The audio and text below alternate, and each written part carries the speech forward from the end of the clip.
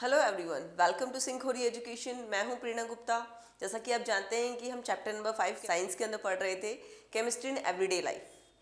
इस चैप्टर के अंदर हमने अभी तक कर लिया था एसिड और बेस के बारे में सारी जानकारी, सॉल्ट के बारे में सारी जानकारी, और बाकी जो सभी वैज्ञानिकों ने जो अपनी अपनी परिभाषाएं दी थी हमने वो सब इस बारे में पढ़ चुके थे। आज हम पढ़ने वाले हैं पीएच स्केल के बारे में। पीएच स्केल क्या होता है, इसकी क्या उपयोगिता है, आज इस क्लास में हम कंटिन्यू करने वाले हैं। लेकिन उससे पहले अगर आपने सिंखोरी एजुकेशन को सब्सक्राइब नहीं किया तो सबसे पहले जाकर सब्सक्राइब कर लीजिए और इस वीडियो को लाइक कर दीजिए। तो चलिए शुरू करते हैं। PH scale. पीएच स्केल क्या होता है? जिस तरीके से टेम्परेचर को मापने के लिए थर्मामीटर होता है, ऐसे ही एसिडिटी यानी अम्लता को मापने के लिए होता है पीएच स्केल। अम्लता को मापने के लिए पीएच स्केल का प्रयोग किया जाता है। अब जैसे कि पीएच स्केल के अंदर पीएच स्केल हमेशा इस तरीके से लिखा जाता है, पी छोटा और एच बड़ा। ये दो वर्ड्स है, पी और एच। पी का मतलब होता है पोटेंस। पोटेंस मतलब पावर यानी शक्ति, और एच मतलब जो हमने अभी तक पढ़ रहे हैं हाइड्रोजन।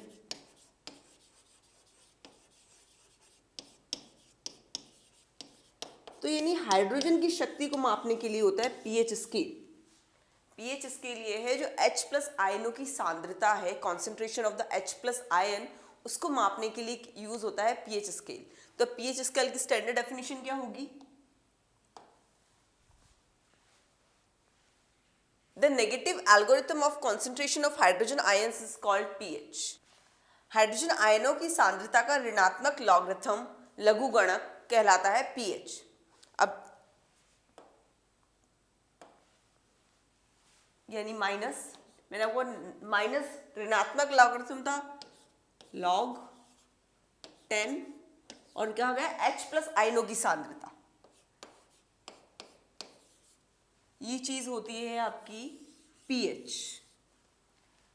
आप डेफिनेशन पढ़िए। डेफिनेशन में क्या है? पहले ऋणात्मक, ऋणात्मक यानी माइनस, लॉगरिथम यानी लॉग 10, और H प्लस आयनों की सांद्रता, H प्लस आयनों की सांद्रता। तो समझ में आ गया पीएच क्या होता है। पीएच है H प्लस आयनों की सांद्रता को जानने का तरीका। अब H प्लस आयनों की सांद्रता को जानने के तरीके का फॉर्मूला क्या है? वो तरीका है माइनस लॉग 10 H प्लस। अब बात ये हो गई है कि H प्लस आयन आपको मार्केट में यूं आराम से तो मिल तो जाएंगे नहीं, H प्लस आयन खुले में मिलते नहीं है। तो अब क्या होता है कि H प्लस आयन क्या करता है? वाटर से रिएक्शन कर लेता है। अब H प्लस आयन वाटर से रिएक्शन करके क्या बनाएगा? अब H प्लस आयन क्या करता है? वाटर से रिएक्शन करता है और हाइड्रोनियम आयन बनाता है, दैट इज H3O प्लस। ठीक है, यानी अगर हम H3O प्लस आयनों की सांद्रता भी ज्ञात कर ले तो हमें यानी H प्लस आयनों की सांद्रता मालूम पड़ जाएगी। H प्लस आयन आराम से मार्केट में नहीं मिलते, उन्हें इजीली हम उन्हें एक्सेस नहीं कर सकते हैं।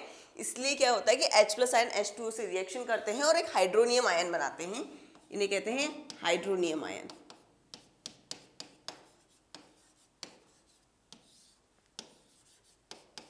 अब इन हाइड्रोनियम आयनों की अगर हम सांद्रता ज्ञात कर ले, वही हो जाएगी हमारी H प्लस आयनों की सांद्रता, वही हो जाएगा हमारा पीएच वैल्यू।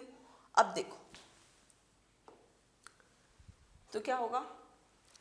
अब मैंने बोला H3O आयन ले लेंगे हम H प्लस आयनों की जगह, तो जो फॉर्मूले के अंदर था pH minus log 10 H3O plus, तो फॉर्मूला बन गया H3O प्लस। आयन की सांद्रता ले लेंगे हम और उसका नेगेटिव ऋणात्मक लॉगरिथम ले लेंगे। समझ में आ गया। अब बात ये है, ऋणात्मक और लॉगरिथम तो हमने ले लिया, ये सब बन गया, पर अब इसकी वैल्यू कितनी होती है? जो स्टैंडर्ड जो लवण की वैल्यू होती है, जब लवण की वैल्यू क्या होती है? जहाँ ना अम्ल होगा ना क्षार होगा, यानी अम्ल का प्रभाव भी नहीं होगा, क्षार का प्रभाव भी नहीं होगा, वो 7 होती है। अब वो 7 कैसे आई? अब 7 किस तरीके से आएगी? 7 आने के लिए क्या होता है कि अगर हम मान के चलते हैं कि H वाटर के अंदर जो H प्लस आयनों की सांद्रता होती है, हाइड्रोनियम आयन की सांद्रता जो होती है वो होती है 1 × 10⁻⁷ मोल पर लीटर। ठीक है, मोल प्रति लीटर ये सांद्रता होती है। अब इस यही वैल्यू, अब क्या ये मैंने आपको बताई कि H प्लस आयनों की सांद्रता, या फिर आप कह सकते हो कि H3O प्लस आयनों की सांद्रता इतनी है। अब हमने यही चीज़ें इस वैल्यू रख देते हैं यहाँ पे।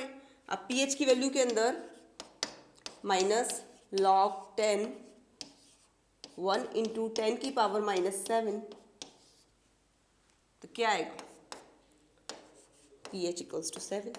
मतलब नॉर्मल पानी के अंदर जो जल होता है, जो एकदम सिंपल जल होता है जिसमें कोई भी अशुद्धि नहीं है, उसकी वैल्यू क्या होती है 7।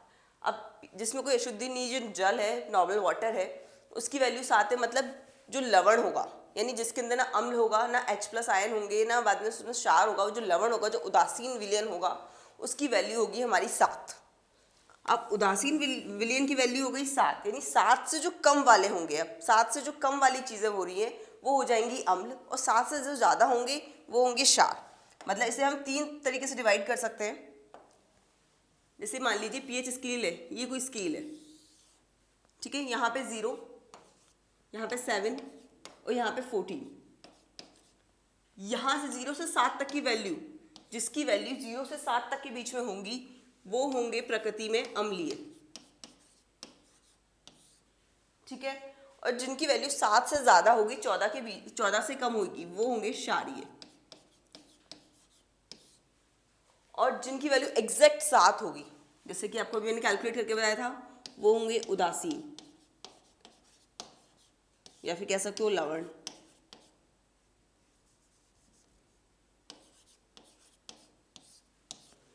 ठीक है, समझ में आ गया कि pH स्केल क्या होता है, अम्लीय कौन होंगे, क्षारीय कौन होंगे, उदासीन कौन होंगे। अब एक चीज और, जितना ज्यादा H+ आयनों की सांद्रता बढ़ती जाएगी वैसे वैसे pH वैल्यू कम होती जाएगी। ये पता रखना, जितनी ज्यादा H+ आयनों की सांद्रता होगी, H+ आयन्स की सांद्रता होगी, उतना ही pH वैल्यू होगी जो जैसे जैसे ये बढ़ेगी pH वैल्यू कम हो जाएगी। ठीक है, तो ये एकदम इसके इन्वर्सली होगा।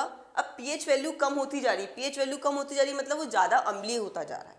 अगर मान लो pH वैल्यू 1 है और एक की वैल्यू pH वैल्यू 2 है, तो pH वैल्यू जिसकी 1 है वो ज़्यादा अम्लीय है और जिसकी 2 है वो कम अम्लीय है। अब ज़्यादा अम्लीय कैसे, क्योंकि H+ आयनों की सांद्रता बढ़ गई, वो जहाँ H+ आयनों की सांद्रता ज़्यादा है वहाँ pH वैल्यू कम होगी और उसकी अम्लीयता ज़्यादा होगी। समझ में आ गया। अम्लीयता और क्षारीयता कैसे डिफाइन की जाती है pH वैल्यू से।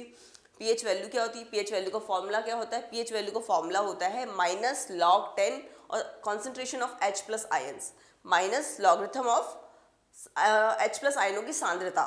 ठीक है, उसके अंदर अब ये याद रखना है कि 7 से कम जो होते हैं वो होते हैं अम्लीय और 7 के बाद जो होते हैं वो होते हैं क्षारीय, और 7 पे जो एकदम 0.7 पे आ गया वो हो गया हमारा उदासीन या फिर कह सकते हो कोई लवण। ठीक है, समझ में आ गया pH स्केल क्या है। अब pH कुछ वैल्यूज बता देती हूँ, कुछ स्टैंडर्ड वैल्यूज हैं इनकी जो pH की हमें पता होनी चाहिए। जैसे कि आपकी ब्लड की यानी रक्त की होती है 7.4। आपके जो भी सारे अम्ल आ गए वो आपके, मैंने आपको बोल दिया अम्ल होंगे तो 7 से सारे नीचे होंगे, और जो भी सारे क्षार होंगे वो होंगे आपके 7 से ज़्यादा। आपका जल हुआ उसकी हो गई एग्जैक्ट 7। आपकी दांत का इनेमल जो होता है उसकी होती है अराउंड 6.4 6.5।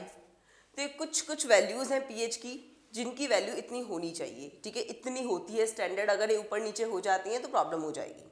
अब समझ में आ गया। अब इससे आगे बढ़ते हैं। अब pH वैल्यू, ठीक है, हमने पढ़ लिया pH नापते हैं, ऐसे करते हैं, ये होता है, बट इसका दैनिक जीवन में इसकी क्या उपयोगिता है, दैनिक जीवन में कहाँ यूज़ में आता है। सबसे पहले तो अगर आपको इसकी स्टैंडर्ड डेफिनेशन देखनी है, ये तरीके फॉर्मूला लिखना है तो ये नोट डाउन कर लीजिए। फिर इसके बाद हम देखते हैं इसकी दैनिक जीवन में क्या क्या उपयोगिताएं हैं। तो आगे बढ़े, उपयोगिताएं देखें। एसिडिटी इन स्टमक, एसिडिटी उदर में अम्लता। अब उदर में अम्लता क्या, आपको पता है आपकी बॉडी के अंदर एसिड होता है। डाइजेस्टिव चीज़ों को डाइजेशन के लिए मैंने आपको स्टार्टिंग में बताया था कि जठर रस होता है। जठर रस, इसमें हाइड्रोक्लोरिक एसिड होता है, वो एसिड आपकी बॉडी के अंदर प्रेजेंट होता है, खाने में डाइजेशन में हेल्प करता है। पर कई बार क्या होता है कि आप बाहर का बहुत ज़्यादा खा लेते हो, आपके पेट में बोलते हैं एसिडिटी हो गई। वो एसिडिटीज आपकी दर्द जो कर रही है, एसिडिटी इन स्टमक, उधर में अम्लता, आपकी एसिडिटी ज़्यादा हो गई, यानी जो एसिड जितना होना चाहिए था वो एसिड बढ़ गया, एसिड ज़्यादा हो गया। अब ज़्यादा होगा तो वो आपको प्रॉब्लम करेगा। अब उसके लिए आप क्या करते हो, आप एसिडिटी हो जाती है तो आप इनो लेते हो। इनो क्या है, एक तरीके से एक माइल्ड बेस है, एक क्षार है। ठीक है, वो ज़्यादा स्ट्रॉन्ग क्षार नहीं है, बहुत माइल्ड है, तो उससे क्या होगा कि आपकी थोड़ी सी जो अम्ल है उसको न्यूट्रल कर देगा और वो आपकी एसिडिटी एकदम बैलेंस में आ जाएगी। जैसे उसमें क्या होता है कि जो अपन क्षार यूज़ करते हैं आपकी एसिडिटी को कंट्रोल करने के लिए, उस क्षार को कहते हैं milk of magnesia, milk of magnesia. या फिर आप जो भी चीज़ लेते हो अपनी एसिडिटी को रिजॉल्व करने के लिए, प्रॉब्लम सॉल्व करने के लिए, उसे कहते हैं एंटासिड। हिंदी में भी इसे एंटासिड ही कहते हैं और इसे हिंदी में भी मिल्क ऑफ मैग्नीशिया ही कहते हैं।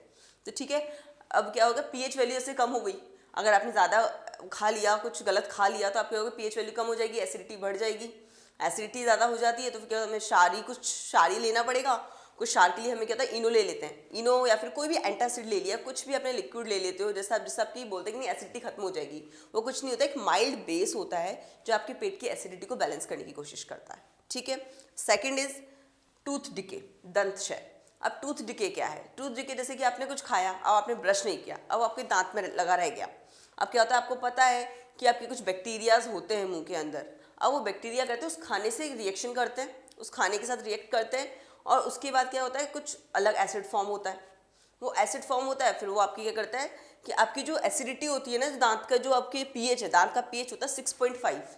6.5 से अगर वो 5.5 से और ज़्यादा नीचे आ जाएगा ना, तो क्या होगा, आपके दांत का जो इनेबल होता है ना, वो गिरने लग जाता है।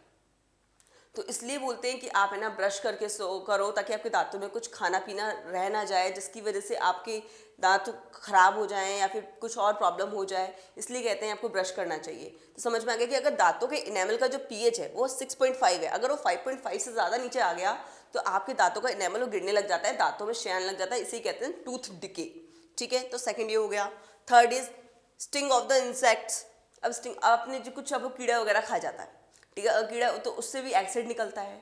तो उस एसिड के लिए क्या होता है, सोडियम बाइकार्बोनेट। सोडियम बाइकार्बोनेट का कोई भी विलेन उस पर अगर आपको लगा दिया जाए तो वो एसिड क्या करता है, बेस से रिएक्ट कर लेता है, तो उसका पीएच बैलेंस हो जाता है।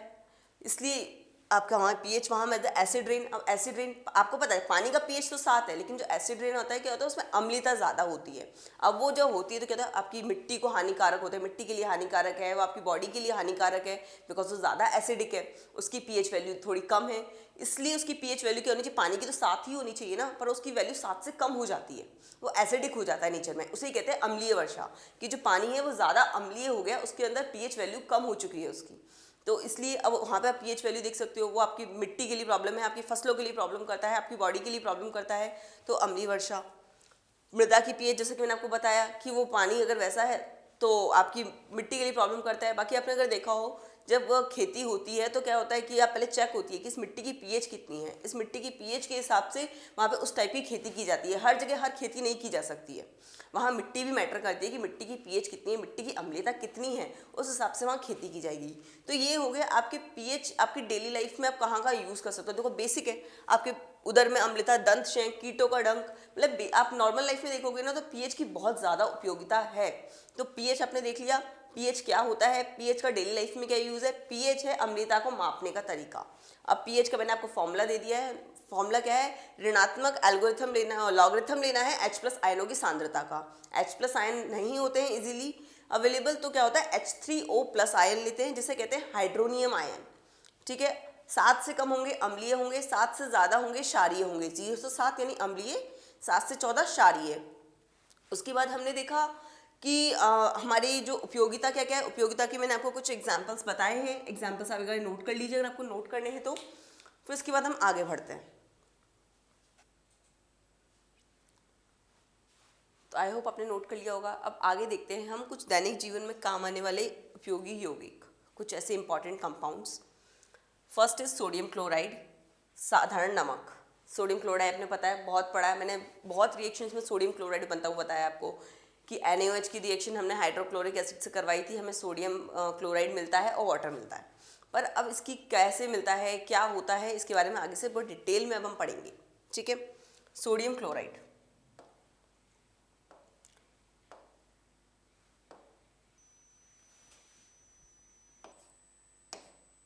NaCl। अब आपको क्या करना है कि आपकी जो भी चीज़ें हैं उनमें आपको 3-4 चीज़ें याद रखनी है कि ये पॉइंट्स हमें पता होने चाहिए। ये चीज़ें इंपॉर्टेंट इसलिए है क्योंकि ऐसे क्वेश्चन आ जाएंगे कि NaCl क्या है, NaCl के 2 गुण लिखो या 2 उसके उपयोग लिखो, NaCl का फॉर्मूला लिखो, इसका साधारण नाम लिखो। तो आपको ये छोटे छोटे जो क्वेश्चन है ना से जो बनते हैं वो आपको पता होने चाहिए। ठीक है, NaCl इसका जो साधारण नाम है, तो साधारण जो कॉमन नेम है वो है साधारण नमक, और इसे बोलते हैं वैसे जो आपका सोडियम क्लोराइड।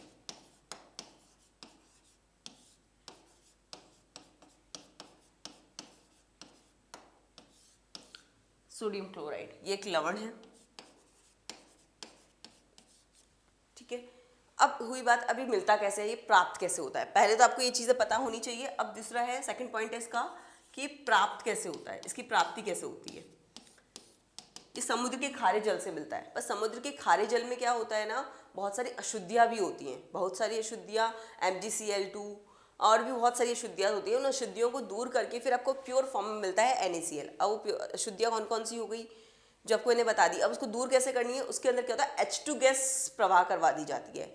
जो उसका लिक्विड सोल्यूशन है आपका NaCl का, जिसमें अशुद्धियाँ हैं अभी, वो इसका सोल्यूशन लिया, उस सोल्यूशन में क्या कि H2 गैस फ्लो करवा दी। H2 गैस फ्लो करवाई तो क्या होगा, बाकी से नीचे जो प्रेसिपिटेट की फॉर्म में जो जमा हो जाएगा, प्रेसिपिटेट मैंने आपको बताया था ना कि जो चीज़ें पानी में डिजॉल्व नहीं हो पाई इंस्टेंट पे, वो नीचे जमा हो गया, वो NaCl आपको नीचे नीचे मिल जाता है NaCl।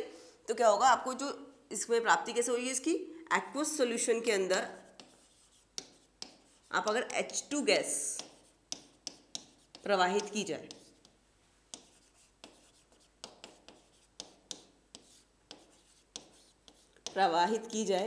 तो आपको NaCl मिल जाएगा। पहले तो आपको जो समुद्र का खारा पानी था उसके अंदर नमक होता है, ये हम सबको पता है कि समुद्र के खारे पानी से हमें नमक मिलता है, और उस नमक में बहुत सारी अशुद्धियाँ होती है। उस अशुद्धियों को दूर करने के लिए हम ये करते हैं कि उसके एक्वस सोल्यूशन के अंदर H2 गैस प्रवाह करवा देते हैं, जिससे हमें प्रेसिपिटेट की फॉर्म में आपको NaCl मिल जाता है। अब ये होगी सेकेंड। अब थर्ड है इसके गुण। इसके गुण क्या होते हैं, इसके गुण होते हैं, एक तो ये सफ़ेद, गुण मतलब प्रॉपर्टीज में कैसा कलर होता है, कैसा टेस्ट होता है, क्या चीज़ होती है, ये सब चीज़ हम देखेंगे। ठीक है, सफ़ेद, और सफ़ेद ठोस पदार्थ होता है ये।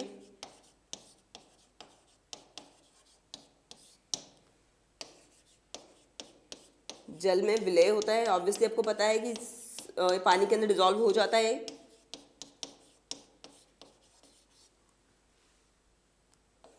ये NaOH, Na2CO3, इन सब को बनाने के लिए भी यूज़ में आता है। चलो ये तो इसकी उसमें आ जाएगी उपयोगिता में। इसकी गुण में ये एक लवण होता है,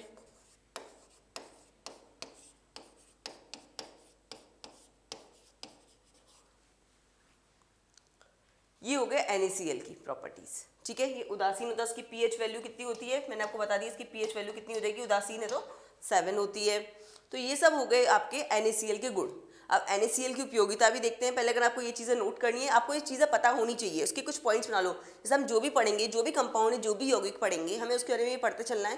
पहले उसका नाम क्या है, उसका साधारण नाम क्या है, उसका केमिकल फार्मूला क्या है, उसको प्राप्त कैसे किया जाता है, फिर उसकी गुण क्या है, फिर उसकी उपयोगिता क्या है। हमें चारों पांचों पॉइंट पता होने चाहिए। अब क्या गुण आपको सारे याद नहीं हो रहे, तो कम से कम 3 गुण तो याद हो ही हो, ताकि क्या होता है कि एग्जाम में ऐसा आ जाएगा कि NaCl क्या है, उसके 3 गुण लिखिए, 3 उपयोगिताएं लिखिए। या फिर कास्टिक सोडा के आपको केमिकल फार्मूला लिखना है और उसकी 3 उपयोगिताएं लिखनी है, तो आपको ये 3 तो एटलीस्ट याद होने ही चाहिए। तो इसलिए आप उनके पॉइंट्स याद कर लो, उसको कैसे प्राप्त किया जाता है, या उसको कैसे प्राप्ति का मेथड बताइए। तो इस टाइप के छोटे छोटे क्वेश्चंस बनते हैं एग्जाम में। तो आपको क्वेश्चन सॉल्व करने के लिए आपको पहले पॉइंट टू पॉइंट उसको याद करते हुए चलिए। तो अगर ये नोट कर लीजिए, फिर आगे मैं आपको उसकी उपयोगिता क्या डिस्कस करते हैं। आई होप नोट कर लिया होगा। आगे बढ़ते हैं।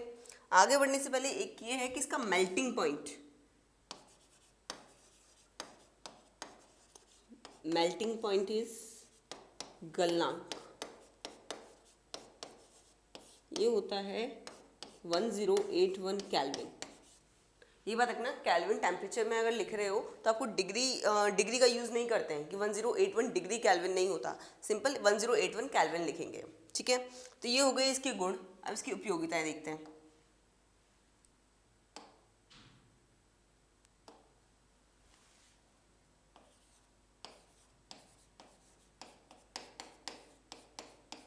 उपयोगिता, यूजेस। अब उपयोगिता के अंदर अब आप खुद सोचो, आप NaCl अब कहाँ यूज करते हो? सिंपल, पहले तो खाने में, साधारण नमक के रूप में, साधारण भोजन में,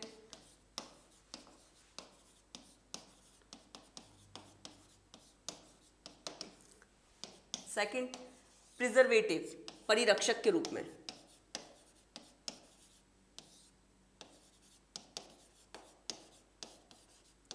परिरक्षक होता है preservative.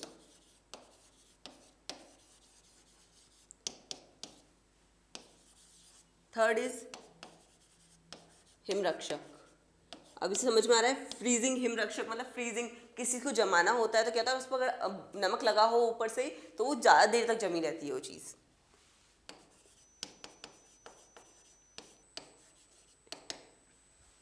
Fourth is NaOH, Na2CO3, sodium carbonate, इन सबको बनाने में, और एट लास्ट प्रयोगशाला में अभिकर्मक के रूप में।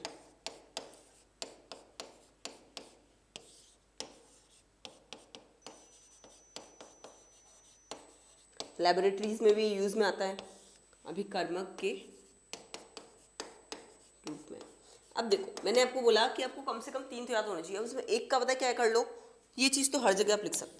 प्रयोगशाला में अभिकर्मक के रूप में कुछ ऐसी लाइंस होती हैं कि आपको ऐसे पता हो कि ये तो अपन लिखनी है।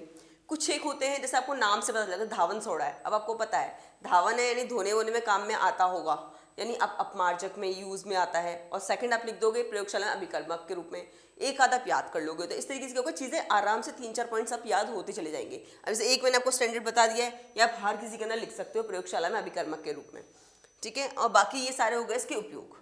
ये है NaOH, ठीक है, ये इन सबको बनाने में, तो ये हो गए इसके उपयोग। ऐसे ही जो बाकी जो हमने हैं जैसे इतने सारे हैं, ये इन सबको हमें इसी तरीके से पढ़ना है। पहले इनका नॉर्मल नाम देखना है, जैसे सोडियम हाइड्रोक्साइड, ये होगा कास्टिक सोडा।